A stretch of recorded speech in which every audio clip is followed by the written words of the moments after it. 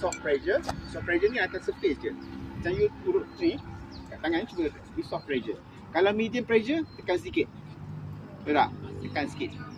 Macam orang pergi urut, medium pressure. Kalau hard pressure, means dia ada sedikit movement. Maksudnya tangan pun boleh bergerak, maksudnya kuda tu pun boleh tergerak sikit. Maksudnya hard pressure.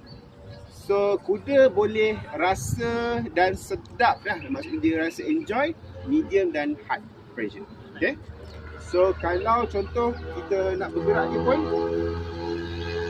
first kita start dengan soft dulu. Jangan terlalu terus hard. Okay.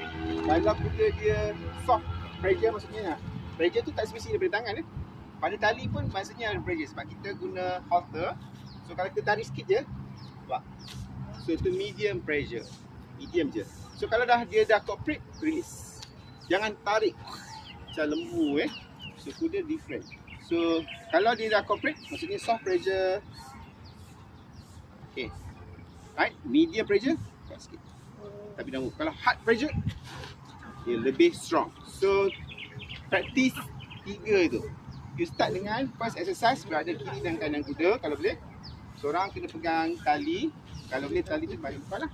Dan kita buat exercise guna dua-dua tangan dan massage kat bahagian first, bahagian dia punya neck lah. Leher dia. Okay, very fix.